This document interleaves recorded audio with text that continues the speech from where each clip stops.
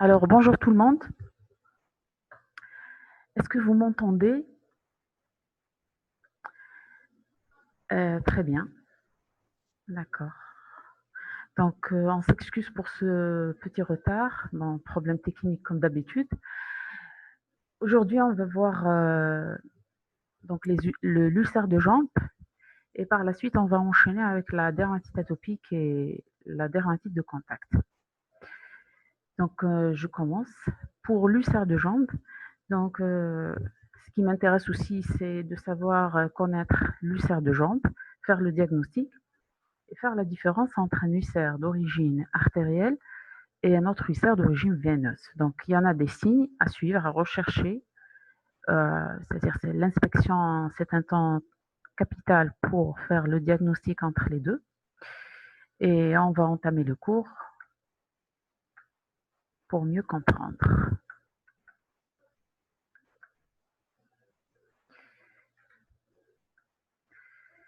Donc, qu'est-ce que c'est l'ulcère? Donc, l'ulcère ou l'ulcération, c'est une perte de substance. Ben, est-ce que vous arrivez à voir la diapo? On voit pas la diapo? Je sais pas. Non? Est-ce qu'il y en a des gens qui sont en train de voir la diapo? Les autres, non? Pas de diapo. Qu'est-ce qui se passe?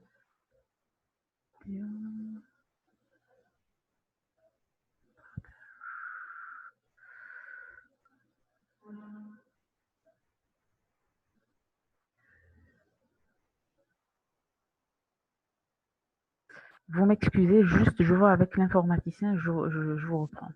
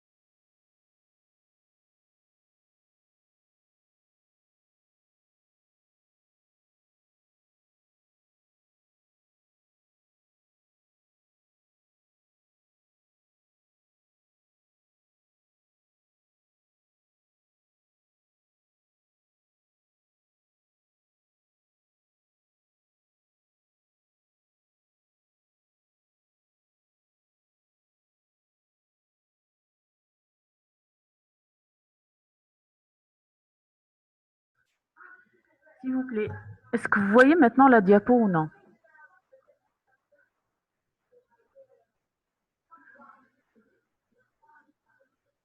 Alors, pas encore.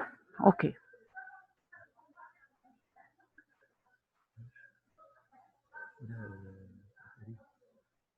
C'est ulcère de jambe.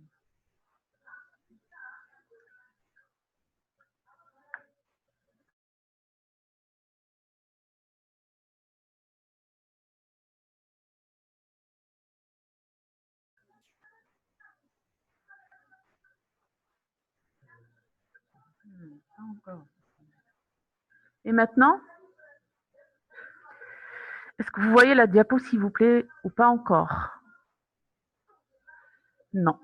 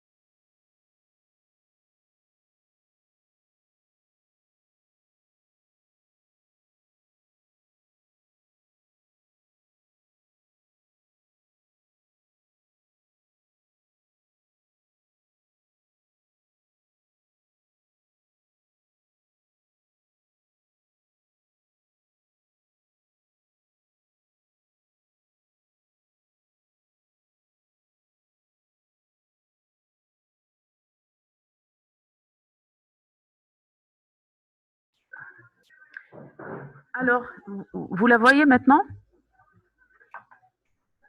Très bien. Bon, on va commencer, j'ai dit bien, donc l'ulcère de jambe.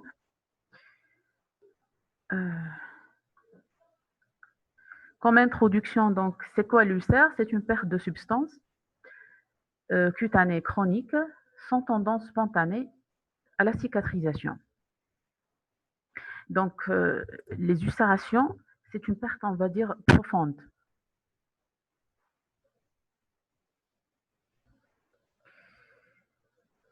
C'est une complication d'une maladie vasculaire sous-jacente qui règle en général le pronostic et la conduite à tenir. Alors, pour l'ulcération ou bien l'ulcère, c'est une perte profonde de substances, donc qui va toucher un petit peu les couches les plus profondes. Tandis que l'exulcération ou bien les érosions, c'est des pertes de substances, on va dire, superficielles. On ne va pas toucher ni à la membrane basale, ni on va descendre dans les couches les plus profondes, c'est-à-dire hypodermiques ou bien dermiques profondes. Quand c'est une ulcération, donc c'est une perte profonde, c'est-à-dire même la cicatrisation par la suite, elle sera un petit peu c'est-à-dire de mauvaise qualité parce qu'on a détruit complètement la membrane basale. Tandis que l'exulcération ou bien les érosions, c'est un problème, donc, comment dirais-je, c'est une perte de substance plutôt superficielle. Généralement, les gens qui présentent un ulcère de jambe, ils ont toujours un problème vasculaire sous-jacent. Donc, il faut toujours rechercher une maladie artérielle ou bien veineuse sous-jacente. C'est une maladie invalidante vu que le malade ne peut plus marcher, il ne peut plus bouger, il ne peut plus faire son activité le plus normal possible. Et du coup, elle est à l'origine de nombreuses hospitalisations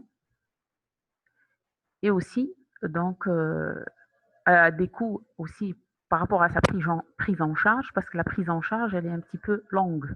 Donc, l'ulcération, on ne va pas avoir une cicatrisation rapide, donc ça peut prendre des mois et des mois de traitement. Il faut toujours chercher l'origine pour traiter l'ulcération.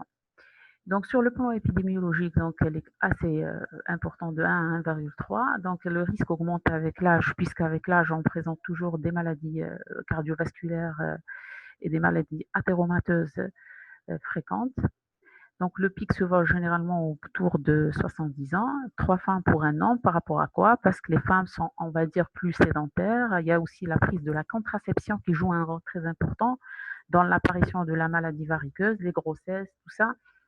Et aussi par rapport au poids aussi.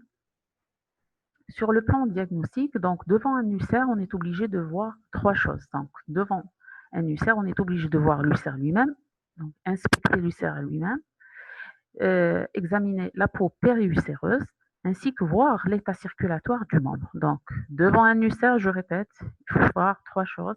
Voir l'ulcère lui-même, examiner la peau périulcéreuse et voir l'état ou bien les conditions circulatoires du membre, c'est-à-dire voir est-ce que le malade présente des varices ou bien présente autre chose, c'est-à-dire une atteinte vasculaire au niveau de son membre. Il faut déterminer donc pour l'ulcère lui-même, on va essayer de voir le nombre de l'ulcère, la taille, le siège, le fond, l'importance de l'exsudat, la nature des bords. Deuxième chose, donc la peau périulcéreuse, qu'est-ce qu'il faut chercher? Il faut chercher une artériopathie, c'est-à-dire une atteinte artérielle qui touche le membre. Donc la peau, quand on a une atteinte artérielle, la peau elle devient blanche, elle est cyanotique, elle est froide, elle est luisante et elle est dépilée parce que le membre n'est plus vascularisé.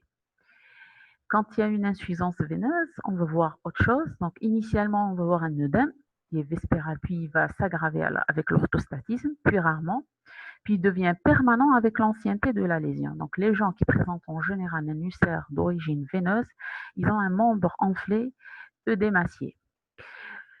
On constate aussi l'existence de lésions dermoépidermiques aussi associées à cette atteinte veineuse de type plaque, par exemple plaque érythémateuse squameuse prurigineuse qui débute souvent dans la région malléolaire interne et qui peut s'étendre vers le reste de la jambe, ce qui va donner l'aspect d'eczéma variqueux. Donc on a beaucoup de gens quand ils ont un problème d'origine veineuse, ils présentent ce qu'on appelle l'eczéma variqueux. Donc un paquet variqueux, on va voir une image.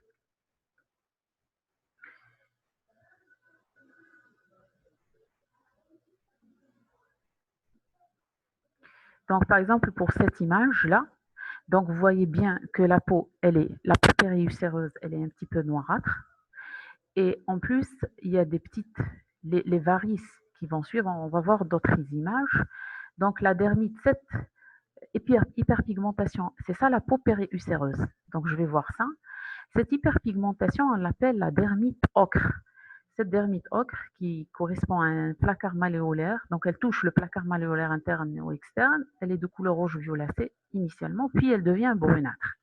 Donc cette dermite ocre, elle va persister. Quand la personne présente un ulcère d'origine veineuse ou bien une ulcération d'origine veineuse, on est obligé toujours de traiter la dermite ocre, mais on ne va pas obtenir un bon résultat. C'est-à-dire qu'il faut juste mettre des bas à varices en fait, parce qu'elle va persister. L'atrophie blanche, on va la voir par exemple ici, on va voir des zones blanchâtres, atrophiques, donc de petite taille irrégulière, de couleur ivoirine, parfois parcourues de fines télangiectasies.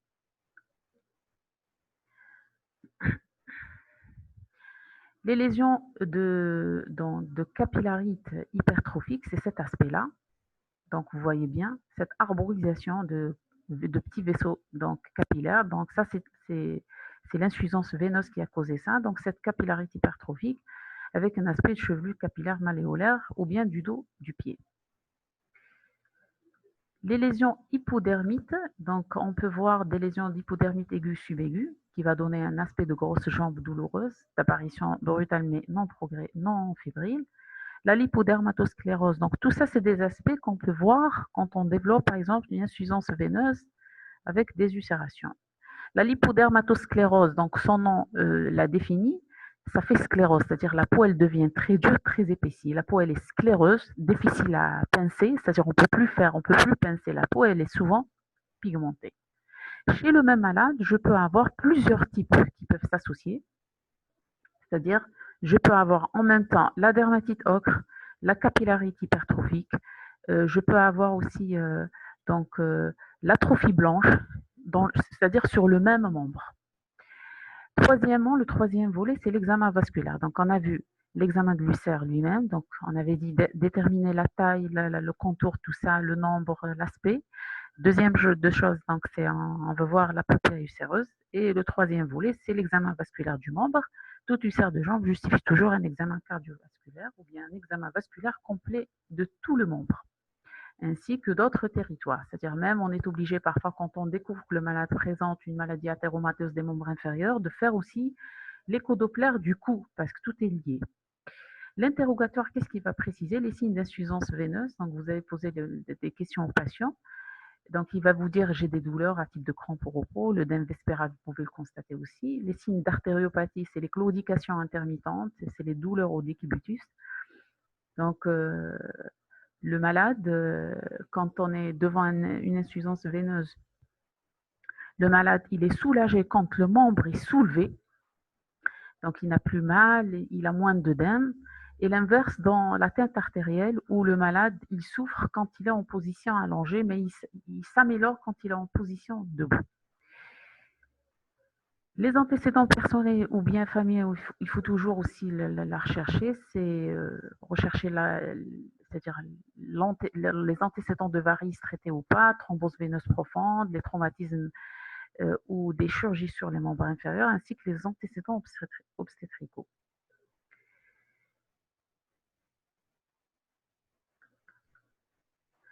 Il faut faire aussi compléter votre examen par, c'est-à-dire il faut toujours toucher, palper. On va palper les peaux périphériques, on ausculte le trajet donc des artères au niveau du cou. Il faut rechercher aussi l'existence de varices au niveau des membres. Comme vous voyez ici, il y a carrément des cordons sur donc ça c'est une maladie variceuse très très importante qui nécessite parfois le recours à la chirurgie.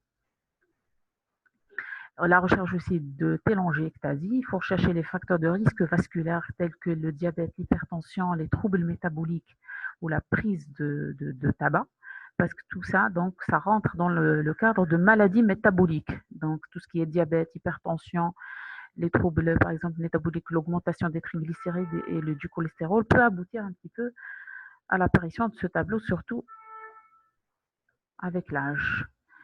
Le quatrième volet, on va évaluer un petit peu le degré de l'handicap locomoteur parce que vous savez que le malade, quand il ne marche pas, donc il va avoir des attitudes vicieuses pour marcher.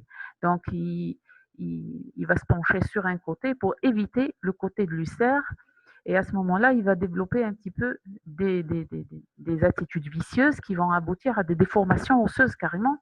Donc, on peut développer de l'ankylose de la cheville elle-même, souvent secondaire à l'ulcère, une coxarthrose, une gonarthrose, des déformations orthopédiques.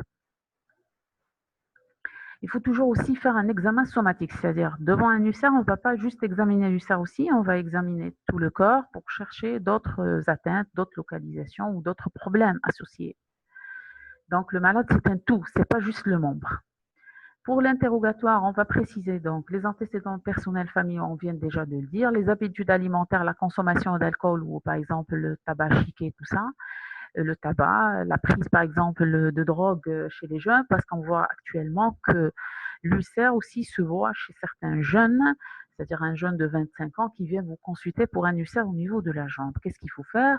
Il faut rechercher la notion de prise de drogue ou par exemple parce que en fait le cannabis, surtout la prise du cannabis provoque beaucoup de dégâts, beaucoup de problèmes artériels au niveau des membres inférieurs parce que la vascularisation au niveau des membres, surtout les doigts, tout ça, elle est vraiment de type terminal. Et à ce moment-là, donc on parle de cannabis artéritis ou bien les artériopathies liées à la prise du cannabis. Et ça, c'est une entité qu'on la voit surtout chez les jeunes. Je dis bien chez les jeunes. Donc, un jeune qui se présente avec un ulcère, la première chose à faire, c'est rechercher la notion de prise de cannabis. Sinon, rechercher la notion de maladie, par exemple, systémique, telles que les vascularites à type, si la maladie de B7, c'est une vascularite qui peut donner des ulcères aussi chez les jeunes.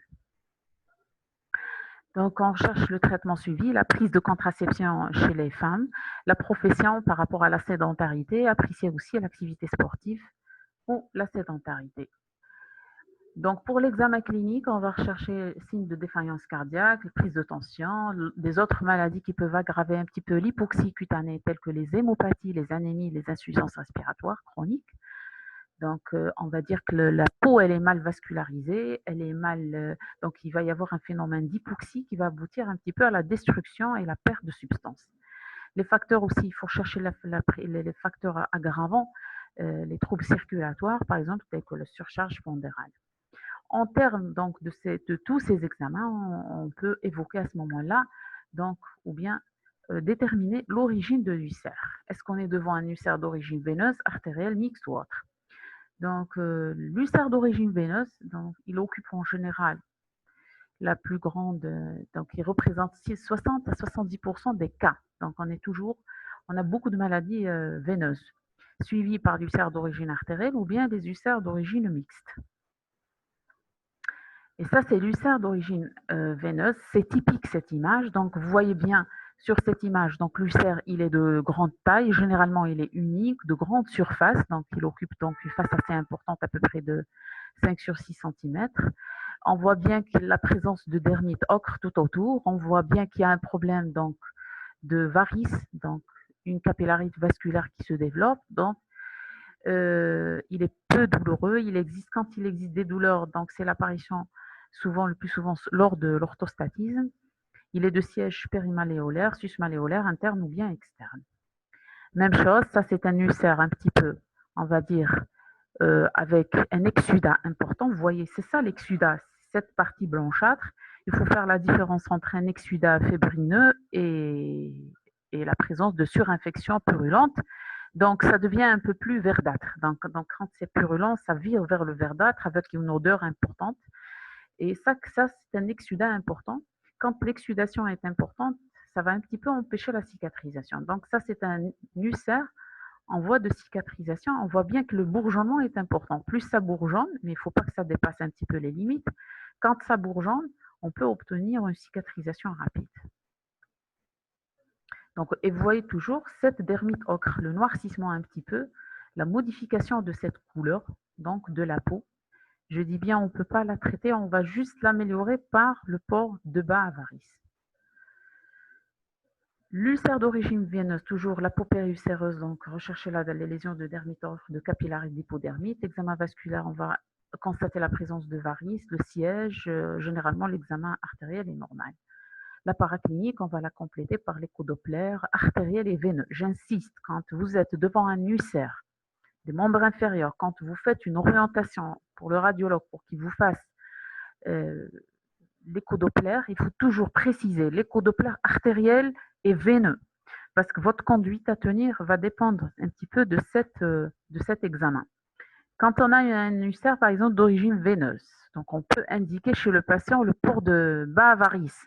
Et quand il a une atteinte artérielle, on ne peut pas mettre les bas à varices parce que ça va aggraver. Donc on va provoquer encore de l'hypoxie au niveau du membre.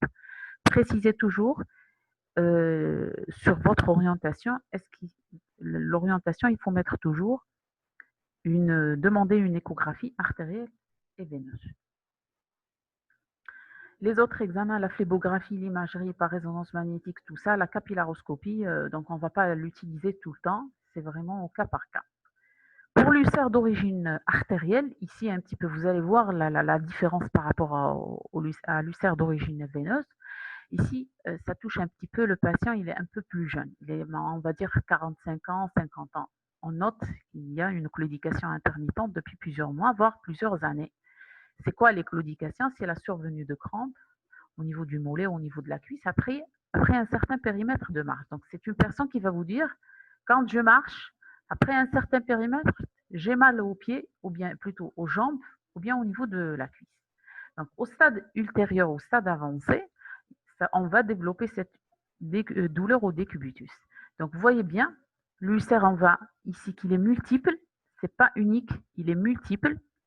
Donc, la paupière ulcéreuse, elle n'est pas vraiment noirâtre, mais plutôt, on va constater qu'elle est plus cyanotique, elle est dépilée. Donc, ça, c'est une image d'ulcère au niveau du pied, mais quand c'est au niveau de la jambe, donc vous allez mieux constater qu'il a cette dépilation-là.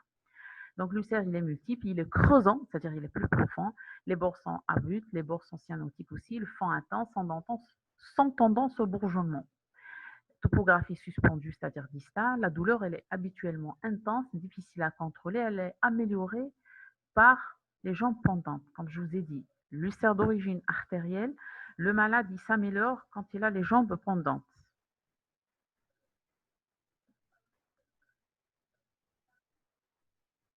Ça, c'est pour voir un petit peu les deux entités, l'ulcère d'origine artérielle et l'ulcère d'origine veineuse. Donc ça, c'est d'origine veineuse, tandis que celle-là, elle est d'origine artérielle, il est plus petit, donc la peau, on ne voit pas que la peau périulcéreuse, il n'y a pas de dermite ocre comme dans cette image-là, et l'ulcère, il est de petite taille.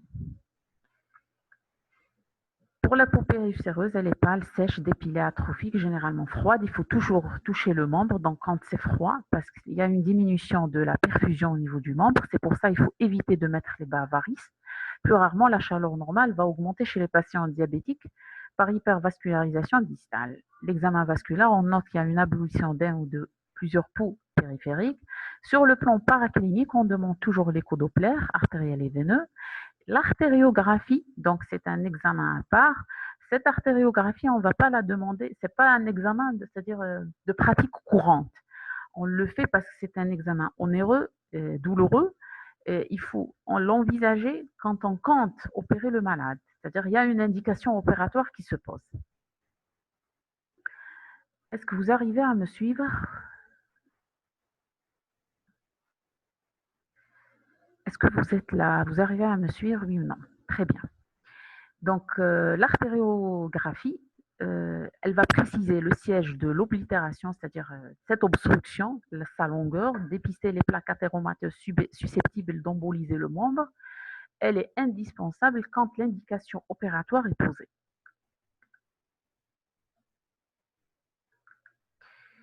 Les autres examens, c'est en fonction un petit peu du tableau ou bien de la maladie athéromateuse associée. On demande aussi le CG, l'échodoppler aussi des troncs supra-aortiques, l'échodoppler du cou, c'est très important. Rechercher d'autres facteurs, toujours diabète, hypertension, dyslipidémie, prise de contraception, tout ça. Donc, dans un nombre important de cas, les deux causes aussi peuvent s'associer chez le même patient. C'est-à-dire, on risque d'avoir des gens qui présentent un ulcère mixte, c'est-à-dire d'origine artérielle et veineuse. Les autres causes vasculaires, vous avez une entité qui s'appelle l'angiodermite nécrotique, qui se voit surtout chez la femme, plus de 60 ans, sur un terrain d'hypertension artérielle ancienne, ou bien chez les diabétiques. L'ulcère aussi est lié au vascularite cutaneo-systémique, je vous ai dit, c'est la maladie de B7. Donc, première cause, c'est la maladie de B7. Les ulcères d'origine non vasculaire, on a plusieurs. Donc, l'origine infectieuse, l'ectyma par exemple, les gommes, par exemple syphilitiques ou bien tuberculeuses. L'origine hématologique aussi, on peut l'avoir dans les syndromes myéloprolifératifs, Vaquez, les leucémies. Les drépano, ils développent beaucoup de maladies donc vasculaires au niveau des membres. Ils développent beaucoup de problèmes à type d'ulcère. C'est très fréquent chez les drépano et les thalassémiques. Donc, les gens qui présentent des troubles de la coagulation, par exemple déficit en protéines C ou S. Donc, la vidéo, ça va reprendre. Excusez-moi. Très bien. Ça, c'est les autres causes non vasculaires.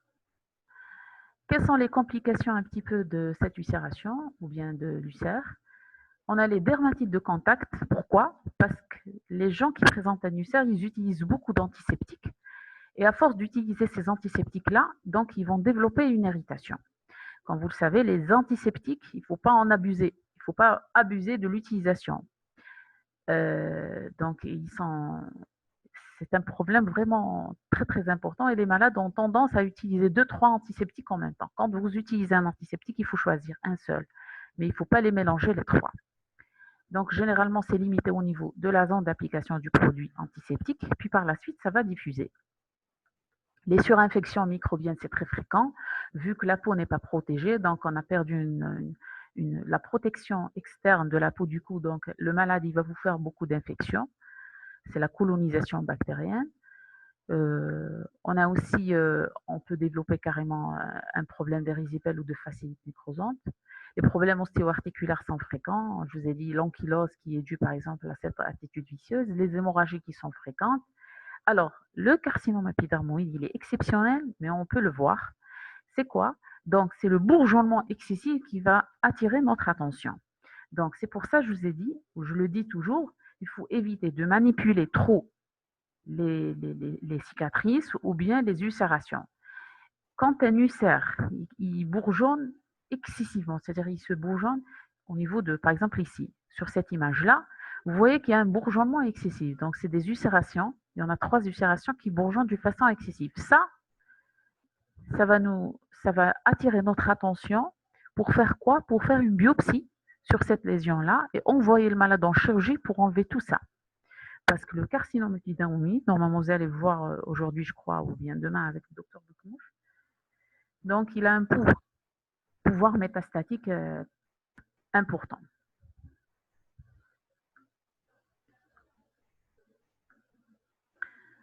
Qu'est-ce qu'il faut faire comme traitement? Quelle est notre conduite thérapeutique?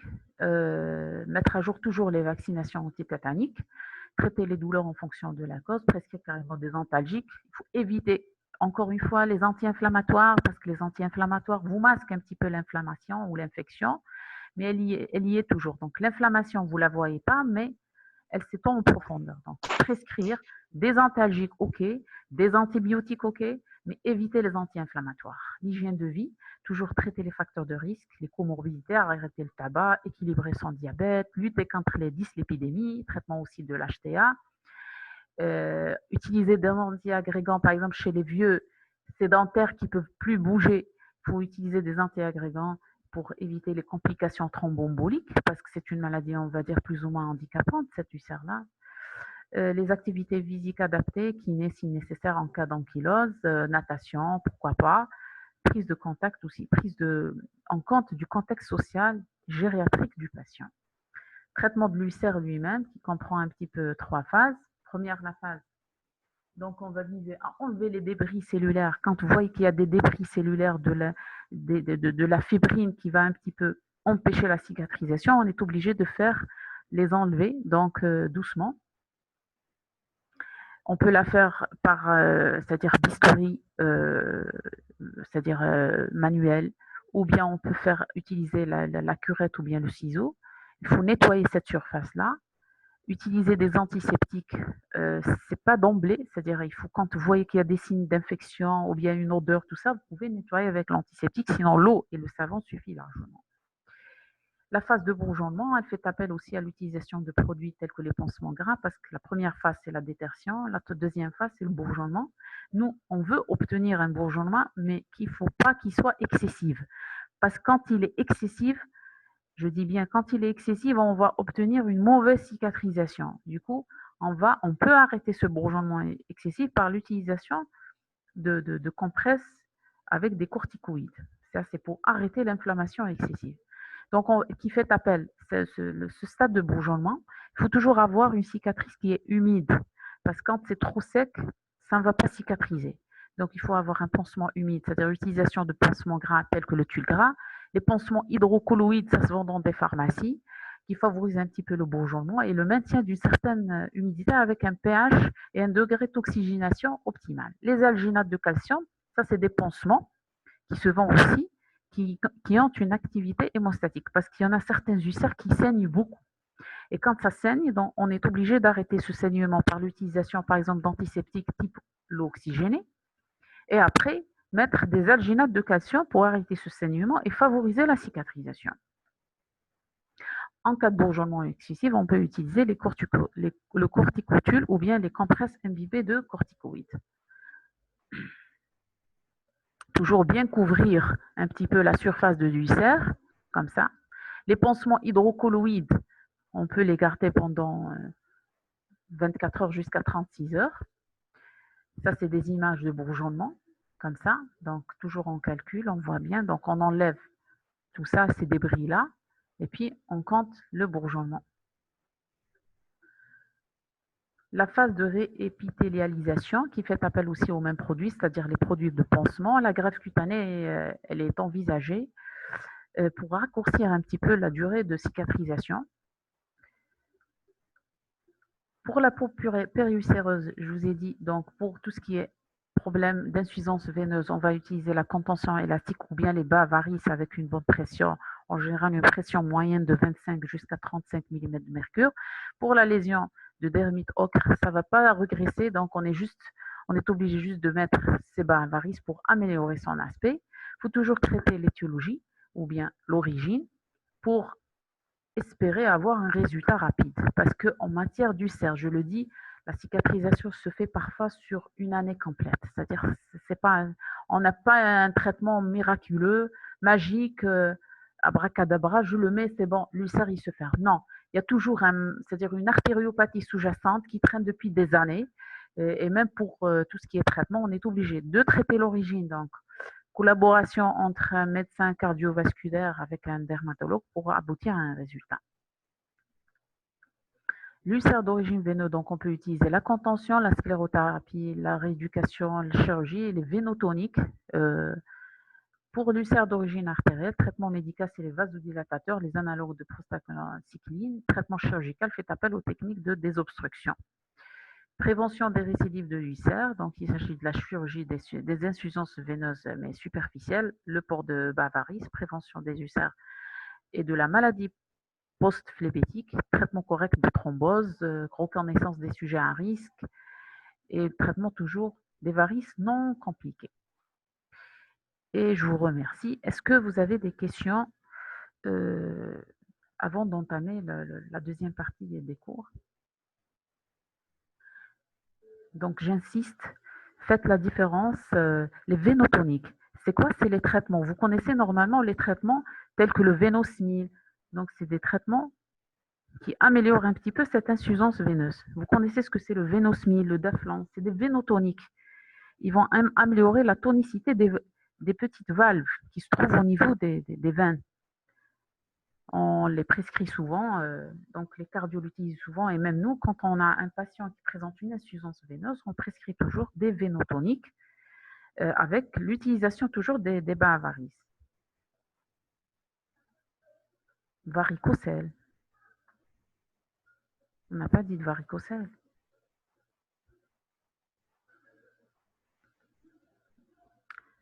Alors, vous avez d'autres questions?